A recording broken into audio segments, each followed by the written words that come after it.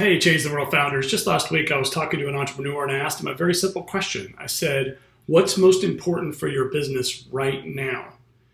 And then I proceeded to listen for about 10 minutes while he went through about 12 or 15 different things. 1, 2, 3, 4, this, sales, marketing, new retailers, you name it. It was crazy. And I said, no, what's the most important thing? And after some time, we were able to boil it down to 5 or 6 things. And I was like, buddy, you only got 10 people in your company. You really need to flesh this out and really key in on what's the most important thing. And that can make some entrepreneurs feel a little queasy, especially when you've had some success. There's an old African proverb I know all of you have heard of that basically says, if you want to go fast, go alone. If you want to go far, go together. Well, when you're an entrepreneur with 1 or 2 people, if it's just you, go as fast as you want. Bite off as many projects as you want, chew on it, just do it all, right? But when you start hiring people, 4 or 5 different employees, 10, 20 employees, or when you start bringing in key stakeholders like Findaway Ventures or other investors, angel investors, maybe VC, you need to really think through what it is you've got your company focused on and really narrow that down so that you can go far and you can produce the confidence in your employees and your key stakeholders and investors to make sure they understand that you've prioritized your business and you're really laying it out. So let me show you a couple of graphics. This is what I like to call the 18-month vision process, and I'll show you how this all fits. But everything kind of flows from an 18-month vision, and this view here kind of shows you how most entrepreneurs I've met think about prioritizing their business. It's basically now, and everything's important. Everything under the sun. If you think of those little orange blocks there as Post-it notes with different initiatives. And different initiatives can be new products, it can be new retailers, it can be new channels. It can even be, when you get a little bigger, it can start to be things like ERPs. We just had an investment install NetSuite, for example, which is a big initiative, which takes a lot of time and effort and energy.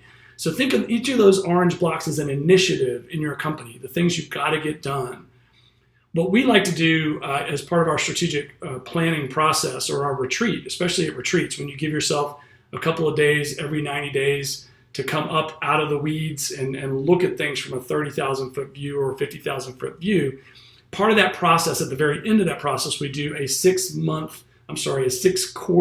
18-month view of the business. And this is what we try to get to. We start off with kind of a blank slate and we do 6 lines on a whiteboard representing 6 different quarters. And think about this as year 1, quarter 1, year 1, quarter 2, etc.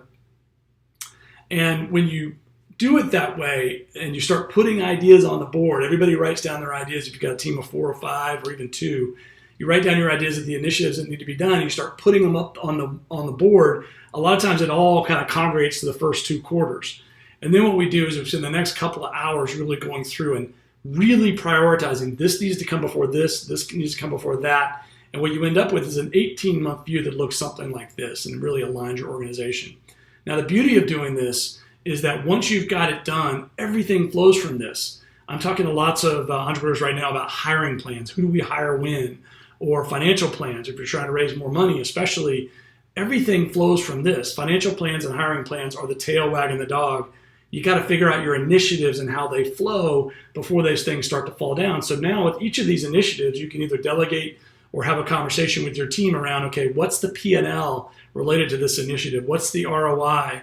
And what hiring do we need to do to support each one of these initiatives? And you can break it down in manageable chunks, which is quarter to quarter. Now, if you're growing fast, you might hit 60% of these initiatives. That's okay, but you need to come back every quarter and realign behind it and make sure you're doing this each and every quarter and reshuffling the deck.